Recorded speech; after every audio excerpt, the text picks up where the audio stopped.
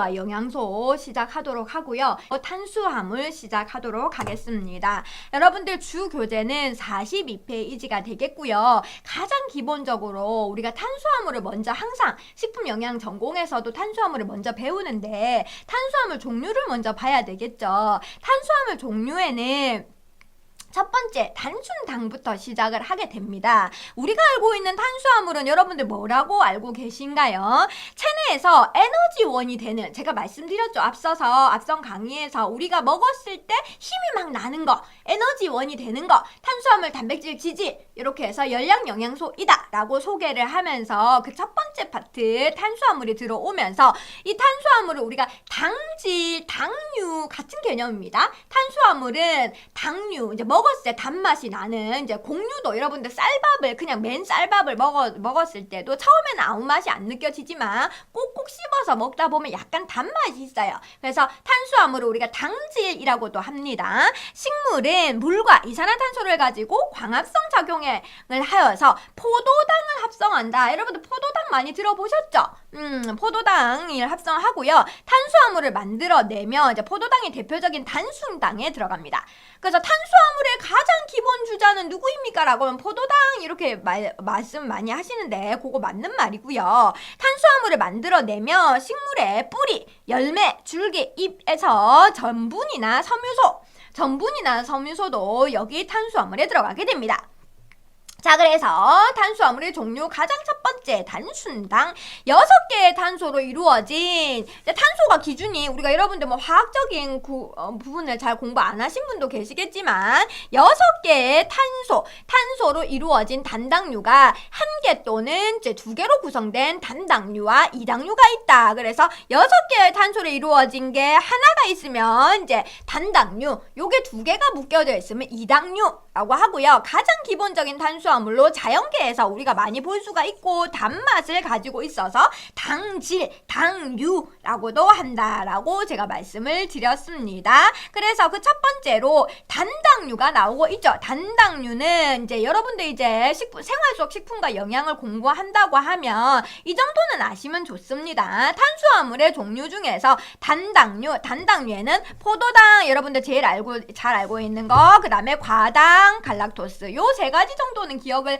해주시면 좋을 것 같습니다. 그렇게 해서 각각 꼭지별로 설명을 해보도록 하겠습니다. 포도당은 가장 기본적인 당이다. 그 대표주자죠. 그 다음에 대부분의 식물에 존재하고요. 체내 소화 시 최종 분해産물이 된다. 과당은 가장 단맛이 많이 나는 거, 이제 과일과 꿀 생각하면 됩니다. 꿀 굉장히 달죠. 과당 이렇게 생각하시면 되고요. 천연 당류 중에서 당도가 제일 높다. 그래서 천연 당류이기 때문에 벌꿀 생각하시면 됩니다. 벌꿀 당도가 가장 높고, 그 다음에 갈락토스는 우유입니다. 우유나 유제품에 함유되어 있어요. 여러분들 우유나 유제품에 지방만 들어가 있는 거 아닙니다. 탄수화물도 갈락토스 형태로 들어가 있습니다. 자, 그 다음에 뇌와 신경의 구성 성분으로 갈락토스가 들어가고요. 단당류 중에서 당도가 제일 낮은 것은 갈락토스입니다. 그래서 포도당은 우리가 밥 생각하면 됩니다. 밥. 과당은 꿀, 갈락토스는 우유. 이 3개 중에서 당도가 단맛이 제일 강한 거는 과당이고 단맛이 제일 낮은 것은 우유, 유제품 이렇게 생각하시면 되겠습니다. 자, 그 다음에 단순당 중에서 이당류, 제가 뭐라 그랬죠? 단순당 플러스 이게 단당류 플러스 단당류입니다. 2개가 모인 것. 그래서 이렇게 2개가 이게 2라고 얘기하거든요, 제가. 그래서 이당류입니다. 그래서 이당류 중에 대표주자는 메가당, 자당, 유당 이렇게 3가지가 있습니다. 자, 그래서 요것도 간단히 설명해 볼게요. 메가당은 포도당 플러스 포도당. 그래서 제가 우리 친구들, 전공자 친구들한테 얘기할 때 포포라고 얘기합니다. 포포.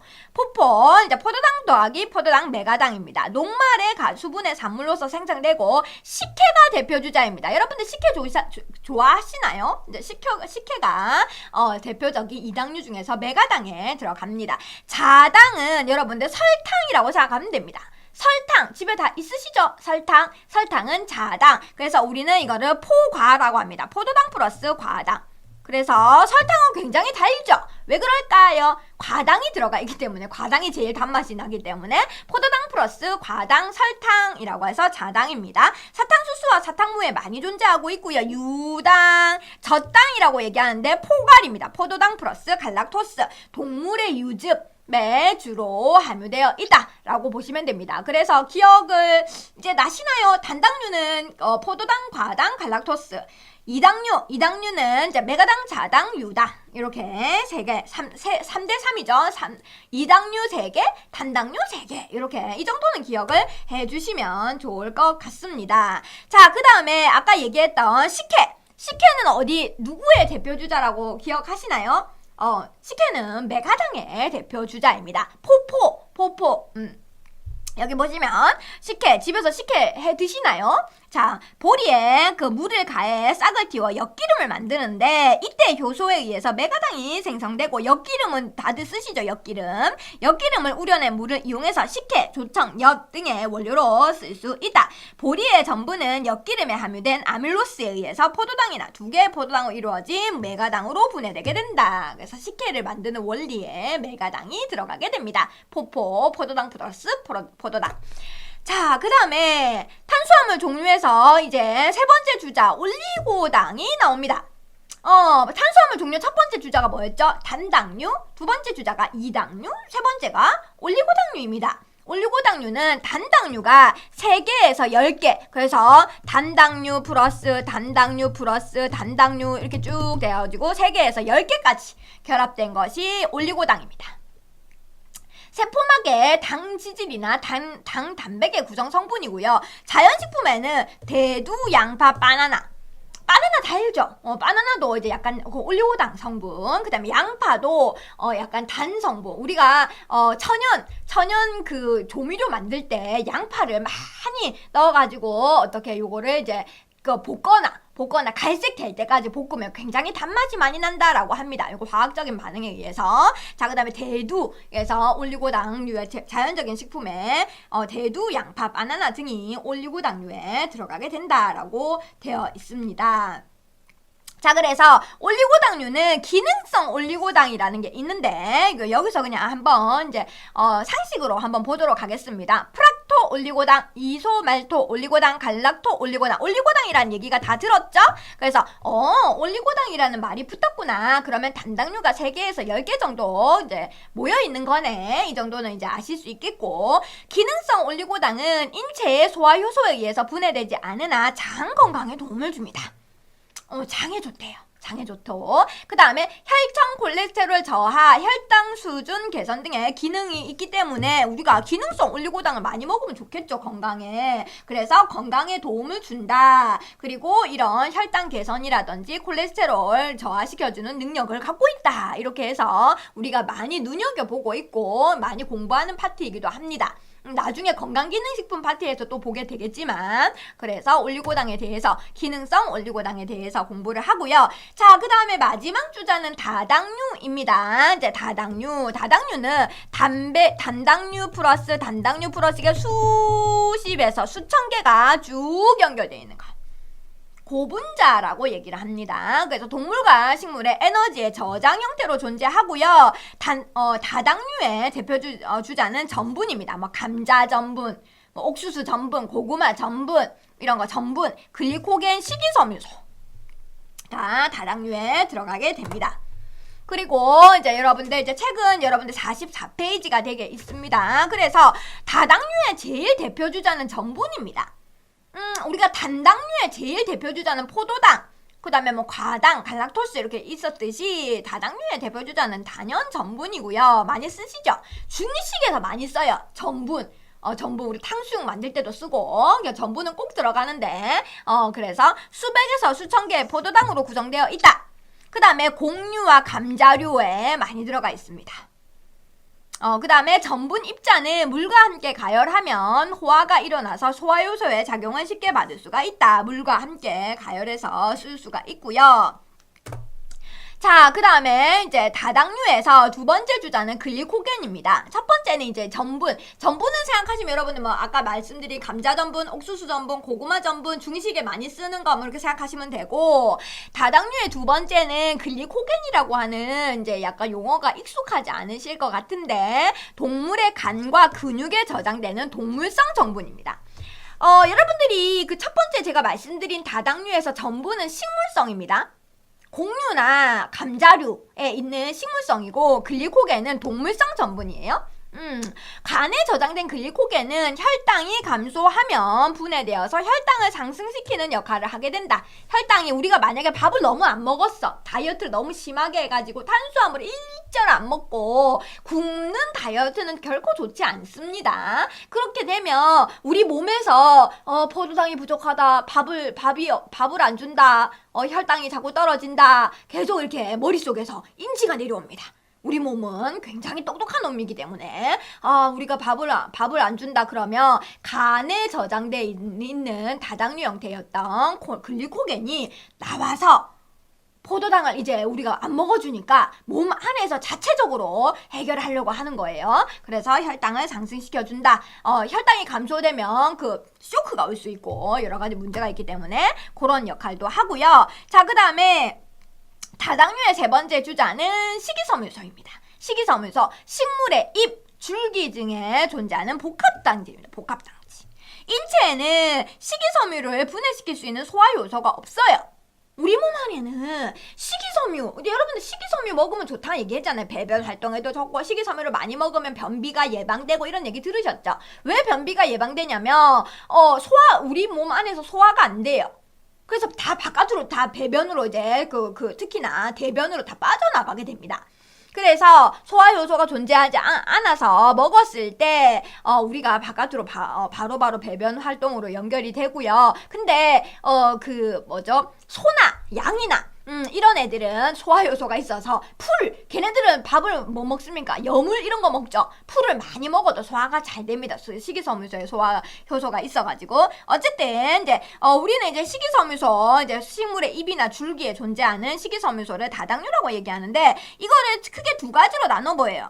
불용성이 있고 가용성이 있습니다. 물에 녹는 거는 가용성, 물에 안 녹는 거는 불용성 이렇게 보시면 됩니다. 그래서 불용성, 물에 안 녹아요. 그래서 물에 잘 녹지 않습니다. 그래서 그 불용성 식이섬유소에는 셀룰로스라든지 헤미셀룰로스, 리그닌 이런 것들이 있습니다. 가용성은 물에 잘 녹아요. 펙틴이나 검류 이런 것들 다당류가 존재한다. 용어를 이렇게 봐주시면 좋을 것 같습니다. 그래서 여기서 불용성과 가용성 식이섬유에 대해서 조금 더 자세히 설명해 보도록 할게요. 이거는 이제 식품영양 전공자라고 하면 국가 면허 시험에 잘 나오는 부분이라서 꼭 암기를 하라고 하는데 여러분은 그냥 상식적으로만 아시면 되겠습니다. 불용성, 물에 녹지 않아요. 대표 주자가 셀룰로스, 헤미셀룰로스, 리그닌 등이 있고요. 어디에 많이 들어가 있냐면 밀, 보리, 현미, 브로콜리 이런 것들에 다들 건강식품이죠. 많이 들어가 있고요. 물에 녹지 않으면 장 내에 대변 용적을 증가시켜서 장내 체류 시간을 단축시키고 변비나 개실증을 예방해 줄 수 있다. 변비를 해소해 줄 수 있다라고 되어 있습니다. 그리고 간혹 가다가 여러분들 주위에는 있으신지 잘 모르겠지만 개실증이라는 질병이 있어요. 그래서 개실증을 예방해 줄 이거 굉장히 힘든 질병입니다. 그래서 개실증을 예방하는데 불용성 식이섬유가 도움이 된다. 가용성 식이섬유소는 종류는 펙틴, 검, 해조류에 많이 들어가 있고요. 여기 또 그 다음에 함유식품에는 이제 과일에 많아요. 물에 녹는 여기 수분이 많은 과일, 수분이 많은 채소, 두부나 콩이나 뭐 이런 것도 있죠. 두유나 쌀겨, 잼 등에 함유되어 있고 가용성이기 때문에 물에 잘 녹아요. 그리고 팽윤되어 점점 이게 부피가 빵빵빵빵 불어납니다. 그 다음에 점성이 있어요. 끈적끈적하고 있는 한 형태의 젤을 형성하여서 우리가 가용성 식이섬유를 먹으면 포만감이 빨리 와요. 배부르다. 채소를 많이 먹으면 예를 들어 샐러드를 많이 먹으면 난 뭐 많이 안 먹었는데도 배가 너무 부르다. 포만감이 주고요. 다른 물질의 장내 흡수를 저하시켜서 콜레스테롤을 체외로 배출시켜주는 굉장히 고마운 놈입니다. 두 개 다 좋아요. 식이섬유 다 좋은 장에 좋은 역할을 하고 건강에도 좋은 역할을 한다고 합니다. 그리고 이제 콜레스테롤 제외로 배출시켜주는 역할까지 했고요. 자, 그 다음에 탄수화물을 우리가 당질이라는 다른 용어로 쓴다고 했잖아요. 당류 섭취와 건강에 대한 얘기를 한번 해보도록 하겠습니다. 탄수화물을 우리가 밥을 많이 먹는 뿐만 아니라 당류로 우리가 생각을 할 수 있기 때문에 전 세계적으로 당류 소비량이 꾸준히 증가하고 있으며 이는 음료, 커피, 빵, 가공식품 소비의 지속적인 증가와 연관이 있다. 그러면 당류에 대한 위험성, 너무 당류를 많이 먹으면 만성질환의 위험, 제가 말씀드렸죠. 비만이라든지 고혈압이라든지 이런 만성질환, 유병률이 크게 증가할 수가 있고 가공식품에 특히나 많아요. 당류 1일 총 칼로리 섭취량의 10% 이상 지속적으로 섭취했을 때 이제 가공식품에 생각해보자. 탄산음료도 있고 엄청나게 당류가 많이 들어가 있는 게 많습니다. 아이스크림도 있고 과자 종류도 있고 대부분의 가공식품에는 당류 함량이 되게 많아요.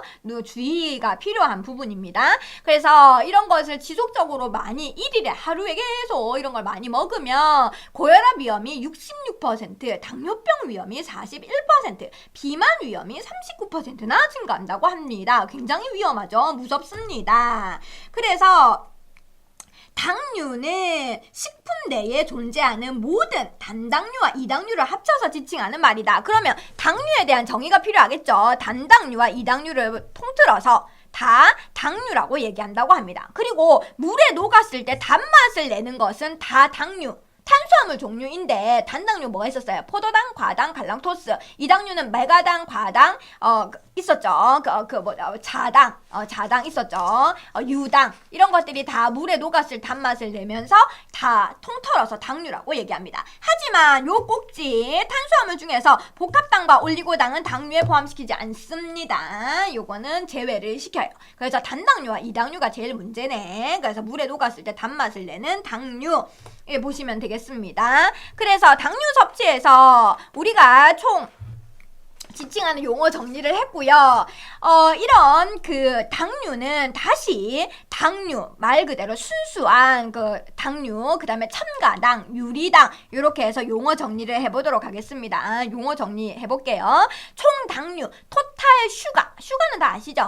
이제 그 천연당 플러스 식품 가공 조리 시에 첨가된 당까지 다 토탈 다 합해요. 모든 당을 다 망라하고 총 당류라고 하고요. 첨가당은 제품의 가공식품의 제조 과정, 그 다음에 조리 시 첨가되는 꿀이라든지 이제 과당들하고 시럽이라든지 설탕이라든지 물엿이라든지 당밀이라든지 이런 것들을 다 포함했을 때 첨가, 우리가 추가로 집어넣는 첨가당. 유리당은 첨가당 외에 꿀이라든지 시럽이라든지 과일 주스에 포함되어 있는 천연당도 포함할 수가 있다. 무조건 항상 어쨌든 단맛이 많이 나는 것들. 그래서 당류로 우리가 토탈적으로 볼 수가 있고요. 자, 그 다음에 요거 한번 볼게요. 총 당류가 많이 존재하는 거는 과일, 흰 우유도 무시 못합니다. 그 갈락토스 유당이 있기 때문에. 그래서 흰 우유, 그 다음에 가공식품 등 모든 식품에 다 존재하는 것이 총당류입니다.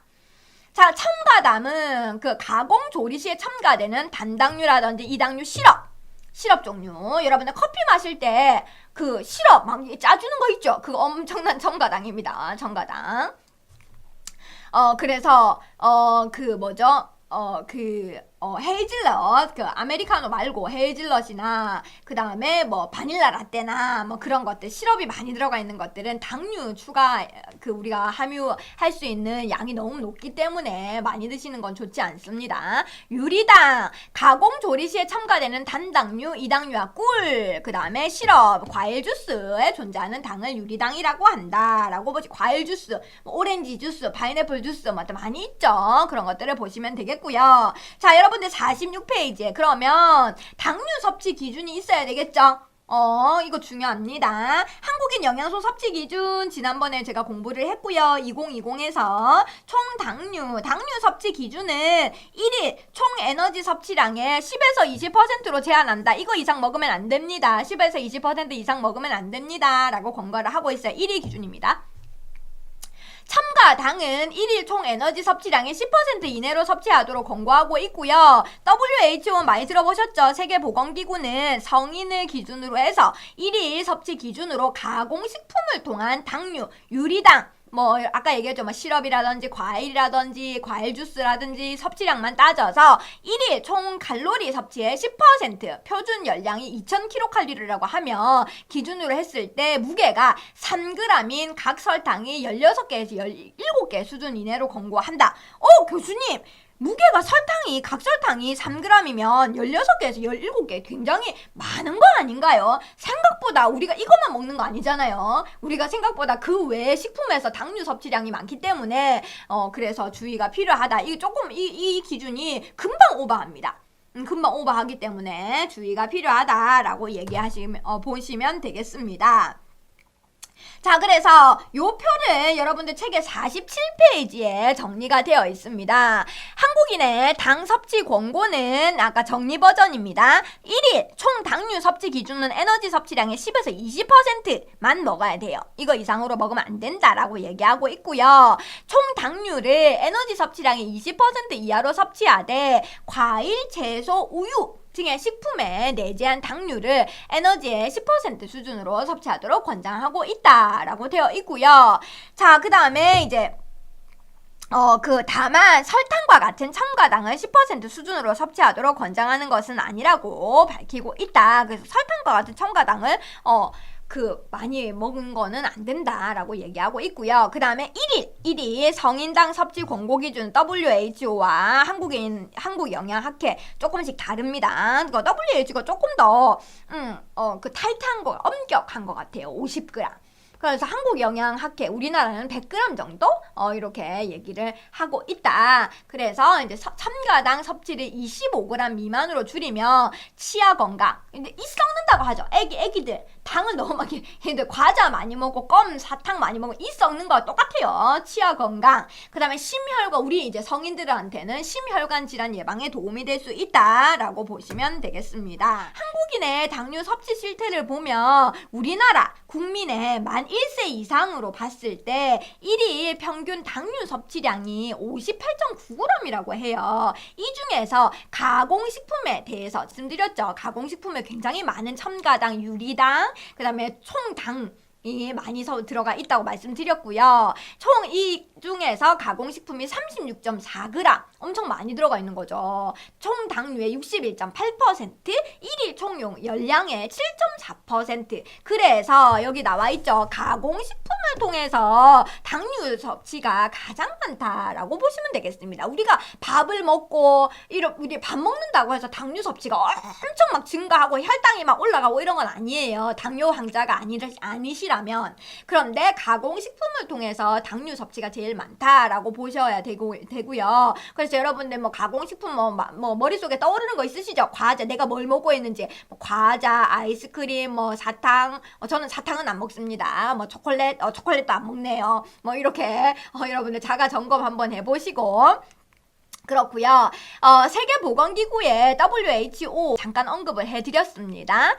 그래서 하루 권고 기준보다는 낮은 수준이다. 라고 보시면 됩니다만 하지만 우리나라도 그렇게 안전권은 아니다 라고 보시면 되고, 만 3에서 5세 유아와 12에서 18세 청소년 가공식품을 통한 당류 섭취가 각각 하루 총 열량의 10에서 1%와 10.3%로 세계보건기구 권고 기준을 초과하고 있습니다. 그래서 성인보다 오히려 유아기에 있는 친구들, 어린이집 다니고 이런 애들, 그 다음에 청소년기와 이제 그 3에서 5세 유아는 조금 제가 놀란 수치였어요. 우리 애들이 왜 어린이집에서 대체 뭘 먹길래 집에서는, 아니면 엄마가 먹는 거를 규제를 안 하시나? 그런 생각을 해봤고요. 근데 왜냐면 3세, 5세는 자기들이 나가서 이렇게 돈 주고 사 먹을 애들이 그런 수준이 안 되잖아요. 그러면 먹는 게 가정에서 엄마가 뭘 사줘야 되고, 아니면 어린이집에서 간식으로 뭘 제공을 해줬을 때 당류가 상당히 많이 들어가 있다는 거거든요. 그래서 이거는 조금 주의가 필요한 부분이고, 근데 12에서 18세 청소년들은 제가 워낙 많이 들었습니다. 영양교사 선생님이나 학교 현장에서 이 아이들은 컨트롤이 안 돼.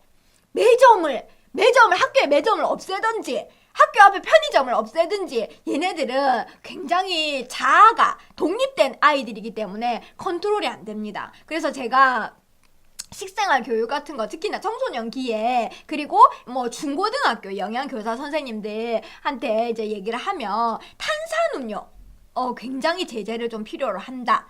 그리고 가공식품을 제일 많이 먹을 때예요. 이 친구들이 지금. 우리 아이들한테도 우리 식품 영양 전공자 친구들 우리 학생들한테 물어보면 너네 점심 뭐 먹었니? 그러면 대부분 편의점에서 삼각김밥 먹고 라면 먹고 뭐 이런 거 먹었다고 해요. 그러면 대부분 다 거기에 당류, 나트륨 엄청나게 함유가 되어 있거든요. 그리고 청소년들 편의점에서 이제 그 학교 일과를 마치고 집으로 바로 못 가잖아요. 학원 가고 이러면서 그 중간중간에 편의점을 털이를 한단 말이죠. 그게 굉장히 당류나 나트륨 함량을 높이고 있습니다. 그래서 아예 식생활 지침에 청소년기에 식생활 지침에 탄산음료를 줄여라 이런 지침이 있습니다. 청량음료 줄일 것 이런 것들.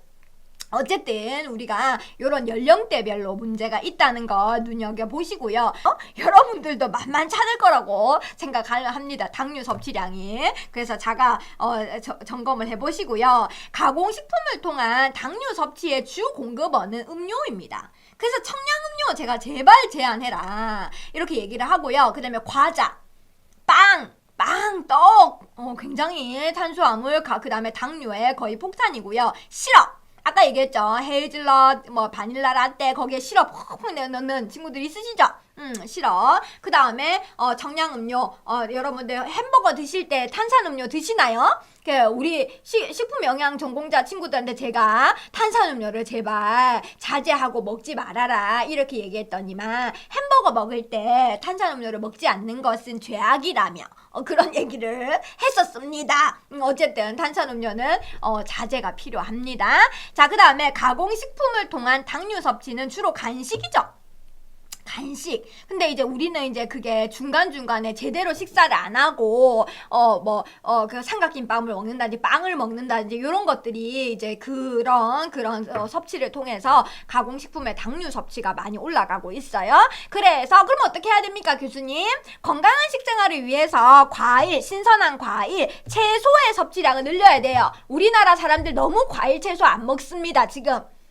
저는 먹는데요. 근데 일반적으로 봤을 때 우리나라가 지금 과일이나 채소 섭취량이 너무나 지금 감소하고 있어요. 올려야 됩니다. 그래서 섭취를 늘리고 당류 함량이 낮은 가공식품을 될 수 있도록 안 먹고 당류 함량이 낮은 간식을 올바르게 선택해야 된다라고 합니다. 그래서 제가 이제 식생활 교육 같은 데 가면 올바른 간식 선택법 뭐 이런 것들, 편식 예방하는 방법 이런 것들을 제가 강의를 하거든요. 실제로 어머니들이나 우리 친구들이 잘 몰라요. 안 지킵니다.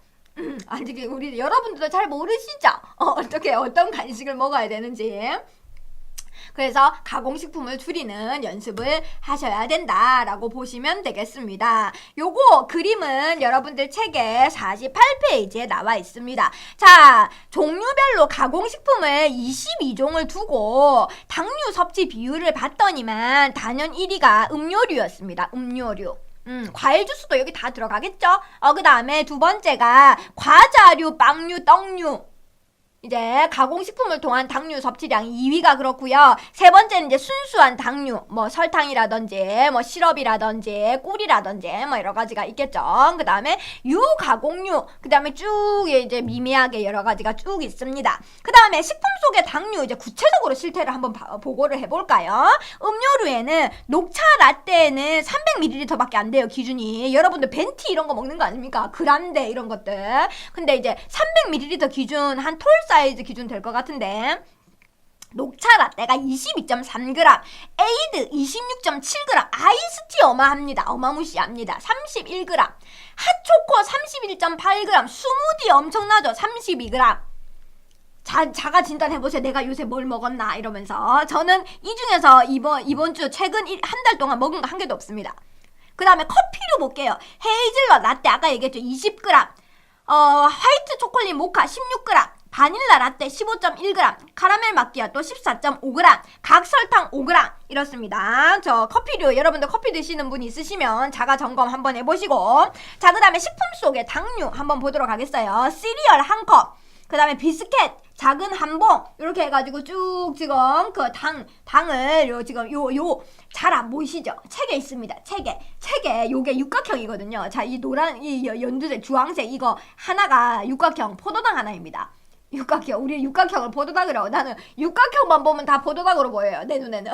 그래서 포도당 개수 당류를 이렇게 비교하고 있습니다. 탄산음료 한 컵만 먹어도 엄청나고, 오렌지 주스도 마찬가지. 단팥빵, 딸기잼, 여기 되게 당류가 많이 들어가 있다라고 보시면 되겠습니다. 이렇게 해서 자기가 얼마나 지금 당을 많이 먹고 있는지 한번 분석해 보도록 하고요. 요것도 그림이 49페이지입니다. 당류 주요 급원 식품에는 커피 믹스, 지금 제일 많은 게 뭐예요? 아이스크림입니다. 아이스크림 좋아하시나요? 아이스크림 당 함유가 엄청 어마무시합니다. 어마무시하고, 그 다음에 탄산음료도 그렇고 되게 뭐가 많죠? 여기 쭉 한번 보시면 되겠습니다. 자, 그 다음에 당류 섭취와 건강. 당류 섭취 이제 우리가 실태 보고를 했으니 이 섭취 기준이 되는 거 한번 봐야 되겠죠? 그러니까 요 부분이 살짝 잘린 부분이 있어서 있네요.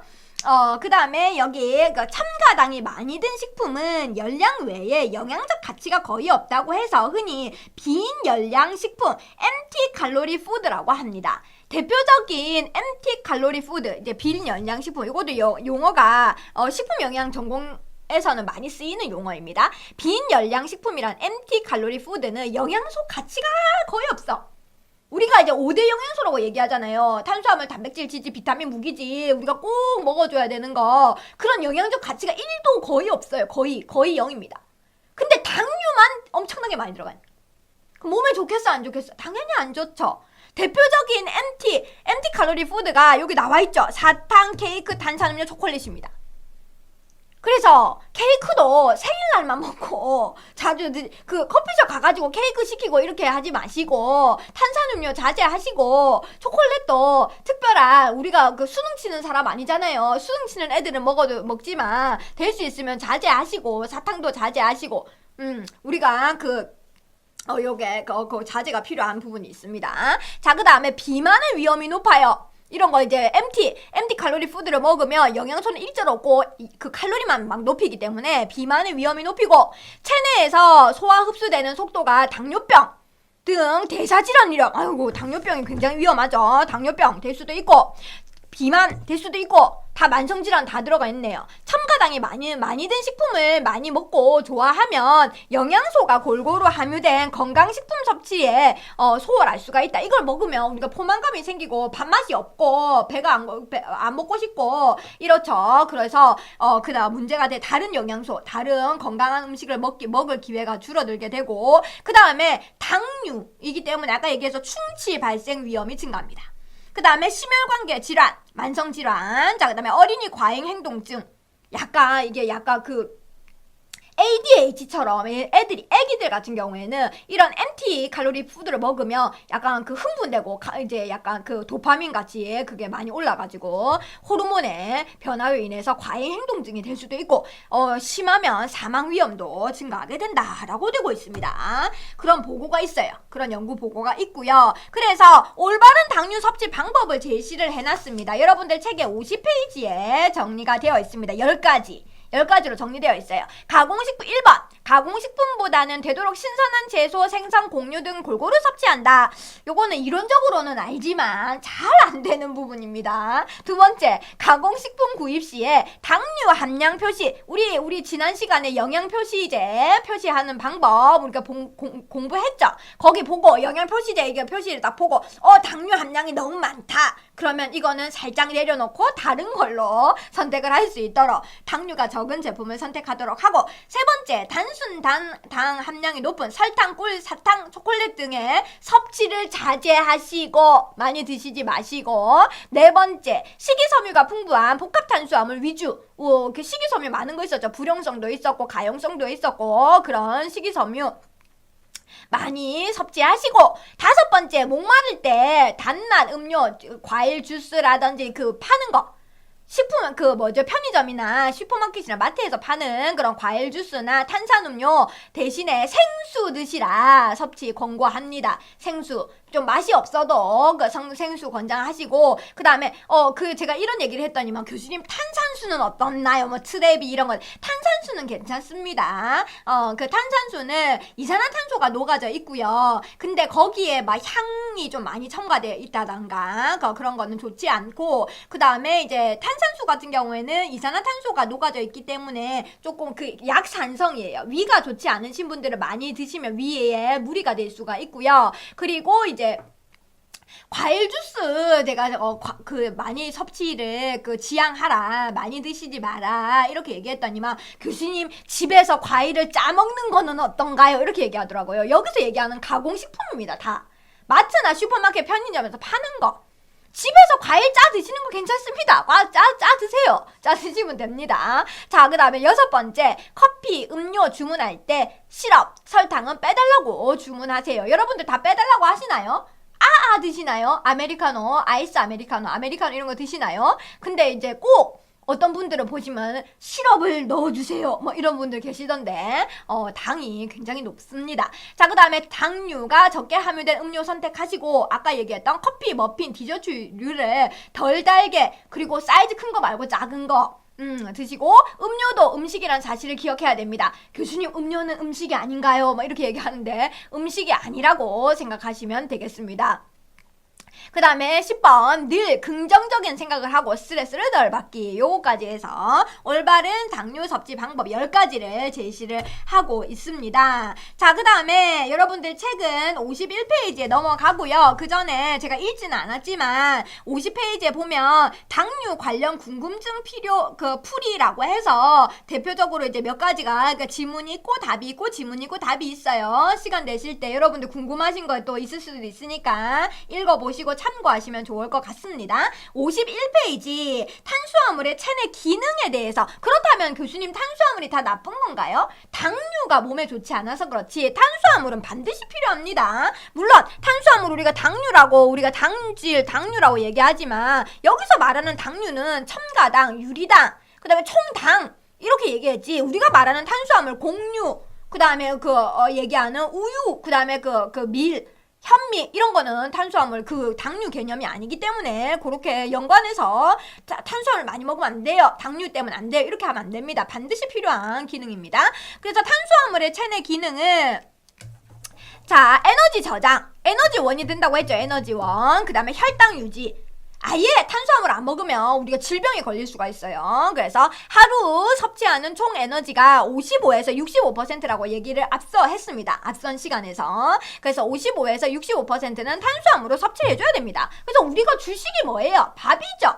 밥. 우리가 삼시세끼를 드시든 하루 두 끼를 드시든 하루 한 끼를 드시든 반드시 탄수화물은 섭취해 주셔야 됩니다. 그래서 그리고 다이어트를 제가 말씀드렸죠. 아예 안 먹고 하는 다이어트는 안 된다고. 단백질만 먹고 하는 다이어트도 안 됩니다. 왜냐면 탄수화물을 제가 뭐라 그랬어요? 탄수화물을 우리가 이제 식품영양 전공자 입장에서 하루에 100g 미만으로 먹으면 케톤증이라는 질병이 옵니다. 그래서 탄수화물은 반드시 아무리 우리가 다이어트를 해도 100g 이상은 먹어주셔야 됩니다.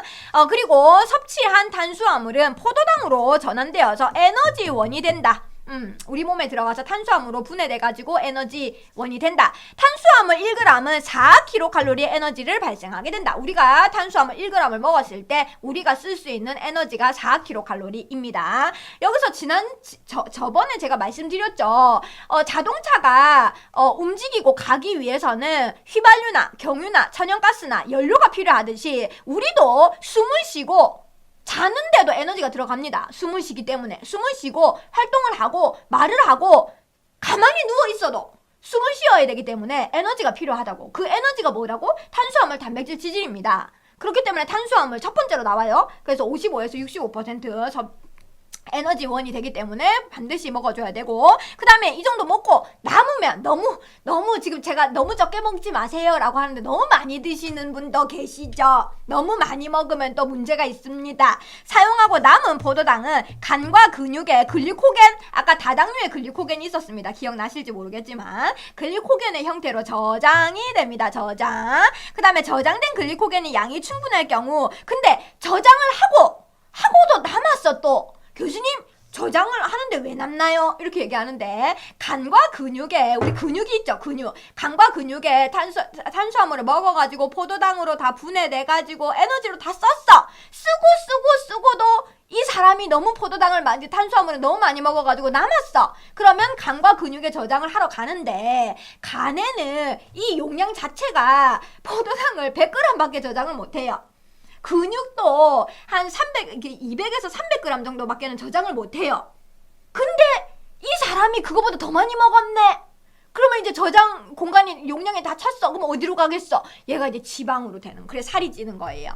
그래서 여러분들, 살찌는 분들은 내가 포도당을 너무 많이 먹었구나, 탄수화물을 너무 많이 먹었구나 생각하면 되겠습니다. 이렇게 보시면 되고, 자, 그 다음에 포도당은 적혈구와 뇌신경세포에 가서 혈당을 일정하게 유지해주는 역할도 합니다. 우리가 포도당을 너무 많이 먹으면 혈당이 올라가지만 또 이제 너무 안 먹으면 혈당이 떨어지는 그런 문제가 생기기 때문에 항상 과유불구, 너무 많이 먹어도 안 되고 너무 적게 먹어도 안 된다, 누차 강조하고 있습니다.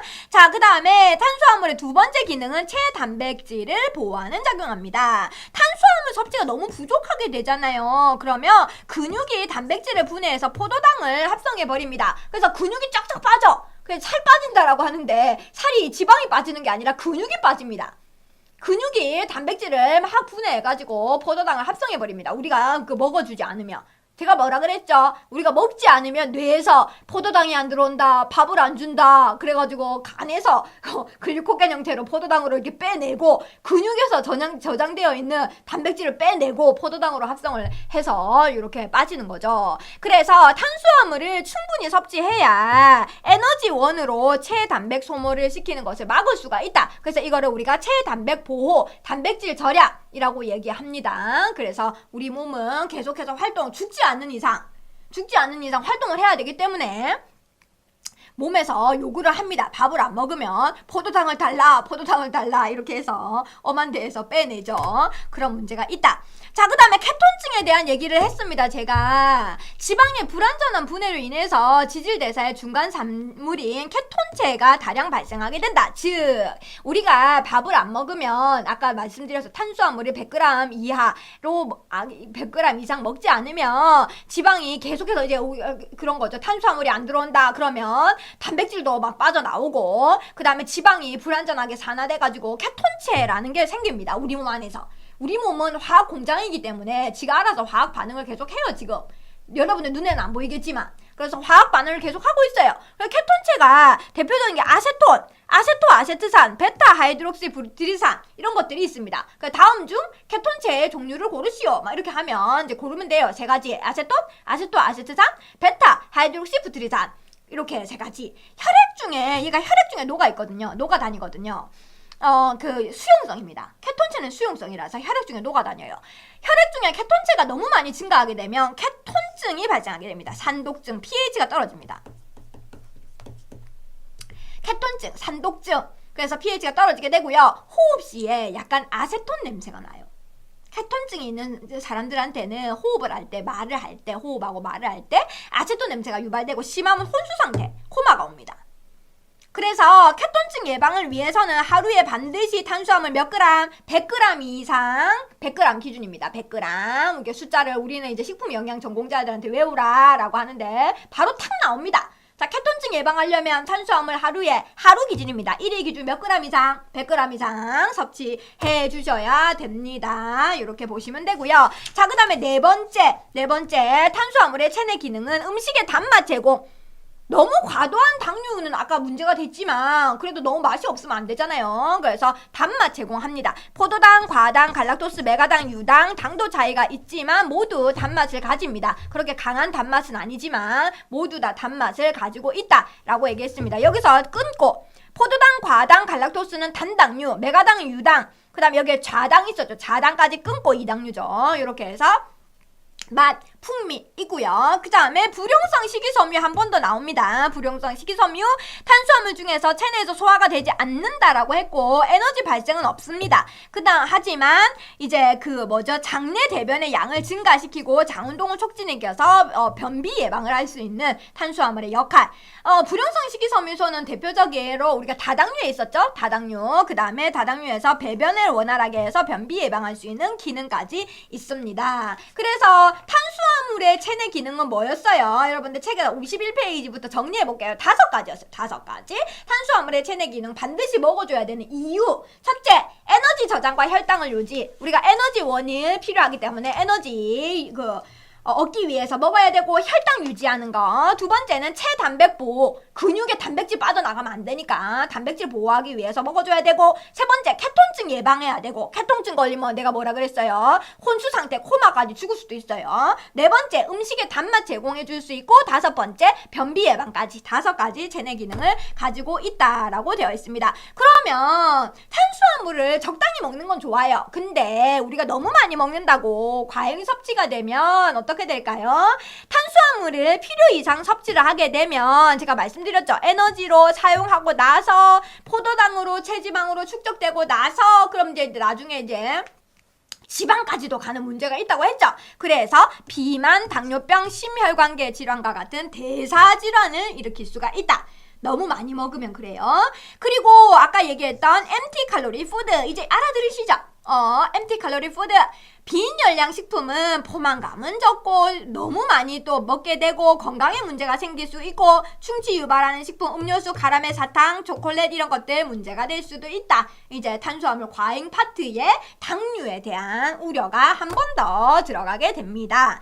자, 그 다음에 탄수화물 과잉 섭취가 되는 게 여기 보시면 빈 empty 칼로리 식품 푸드의 영양 성분과 대표 식품을 보시면 이런 것들이 다 empty 칼로리 푸드예요. 이제 여러분들 보시면 사탕, 케이크, 초콜릿, 탄산음료 대표적인 거고요. 여기 보시면 왜 교수님 케이크는 그래도 탄수화물이고 공유 아닌가요? 공유, 밀 이런 얘기를 하더라고요. 또 어떤 친구가 교수님 케이크는 밀가루로 이렇게 밀로 해가지고 하지 않나요? 이렇게 얘기하는데 자, 영양 성분을 한번 보세요.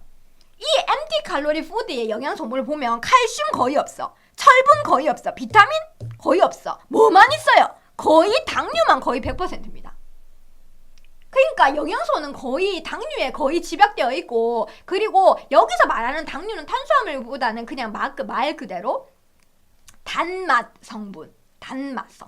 그래서 이런 한쪽에 칼로리는 굉장히 높고 영양소는 굉장히 미미한 다양한 영양소가 있는 게 아니라 미미한, 그래서 empty 칼로리 푸드라고 한다라고 보시면 되겠습니다. 그 다음에 이제 혈당 지수라는 게 나와요. 여러분들 이제 혈당 지수에 대해서 아시는 분도 계시고 모르시는 분도 계실 것 같아서 정의를 한번 내려보도록 하겠습니다. 혈당 지수라는 것이 뭐냐면 우리가 GI라고 얘기합니다. 제가 이제 식품영양 전공에서 그냥 GI라고 얘기하거든요. 혈당 지수. 이 문제도 영양사 국시에 간간히 나오고 있어서 탄수화물이 포함된 음식을 섭취하여 이제 혈당이기 때문에 탄수화물이 포함된 음식을 섭취하여 소화 흡수되고 혈당이 상승하는 속도를 나타내는 지수입니다. 우리가 먹었을 때 혈당이 얼마나 빨리 올라가고 얼마나 천천히 올라가고 요게 혈당 지수입니다. 그래서 칼로리와 혈당 지수는 꼭 비례하는 건 아니에요. 칼로리가 높다고 해서 혈당 지수가 높은 것도 아니고 칼로리가 낮다고 해서 혈당 지수가 낮은 것도 아닙니다. 이게 별개예요. 별개. 요것도 레퍼런스 문헌값이 있습니다. 혈당 관리가 중요한 경우, 그래서 혈당 지수를 굉장히 민감하게 봐야 되는 건 환자는 당뇨병 환자이겠죠. 당뇨 환자의 경우 이 GI 지표가 굉장히 유용하게 작용할 수 있게 됩니다. 우리가 당뇨는 시기하고 굉장히 밀접한 연관이 있어요. 그래서 병원에서 당뇨병 환자들 아니면 집에서 당뇨병 환자들 심하신 분들은 인슐린 맞으시고 하잖아요. 이 혈당 그 수치가 안 잡혀가지고. 그래서 근데 소아 비만은 더 심합니다. 우리가 이게 당뇨 같은 경우에는 1형이 있고 2형이 있거든요. 소아 당뇨 같은 경우는 대부분 1형이에요. 유전적으로. 근데 요새 지금 2형이 많이 급격히 늘어나서 굉장히 걱정이 많은데, 제가 1형 같은 경우는 반드시 무조건 인슐린을 주사를 맞아야 됩니다. 근데 2형 같은 경우는 우리가 후천적으로 오는 게 대부분이거든요. 성인들 이제 식단 관리 제대로 못 하시고 뭐 나중에 가족력이 있어서 나중에 오시는 분도 계시지만, 그런 분들은 경증에 따라서 증상에 따라서는 인슐린을 안 맞으시는 분도 계시고, 그냥 자체적으로 이제 관리하시는 분도 계시고, 그리고 요새 제일 위험한 거는 당뇨 전 단계. 제 주변에도 있어요. 당뇨 전 단계. 그런 분들은 식이 관리를 반드시 하셔야 됩니다. 근데 그런 식이 관리하고 병행되지 않으면 당뇨로 바로 가버리거든요. 그리고 당뇨 분들 같은 경우는 식이 관리가 안 되면 아무리 병원에서 이 의사 선생님들이 처방해 주시고 해주셔도 잡히지 않습니다, 혈당이. 그렇기 때문에 식이에서 중요한 부분에 있어서 혈당 지수를 항상 체크를 하시거든요. 그랬을 때 탄수화물의 종류에 따라서 혈당 지수가 다릅니다. 그래서 섭취한 포도당의 혈당 지수를 100 기준입니다. 포도당 이제 100을 기준으로 했을 때 공유들의 혈당 지수는 백미가 70에서 79, 현미가 60에서 69. 그래서 이제 우리가 당뇨 있으신 분들은 백미 안 드시고 현미 드시죠. 혈당지수 좀 낮은 거. 그 다음에 찐 감자는 생각보다 높아요. 그러니까 87에서 101. 그 다음에 찐 고구마는 50에서 60. 콩류. 그래서 당뇨 환자들이 콩류를 많이 드십니다. 두유라든지 두부라든지 이런 것들. 그래서 당뇨 환자는 혈당지수가 낮은 식품을 반드시 섭취해야 되고 식단 관리를 반드시 하셔야 됩니다. 그리고 급격한 인슐린 분비를 막는 것이 바람직합니다. 그래서 이런 것들 중요하다는 거 말씀드리고, 혈당 지수에 대해서 여러분 상식적으로 아셔야 될 것 같고, 대사증후군에 대해서도 여기 나와 있습니다. 대사증후군이 뭘까? 1988년 미국의 내분비학자 제럴드 리븐이 처음으로 X증후군이라고 이름을 지었어요. 이 대사증후군은 아래에 관상동맥성 심질환 위험 요소 3가지 이상을 복합적으로 나타내는 경우에 대사증후군입니다 라고 얘기합니다.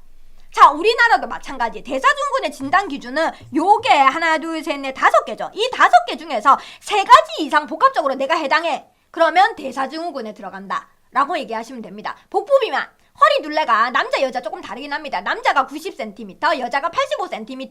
혈압, 그래서 이제 130, 85mm Hg 혈압 우리 측정하잖아요. 측정했을 때, 또는 고혈압 투약 중에도 이제 혈압이 잡히지 않을 때. 자, 그 다음에 공복시 혈당도 중요하죠.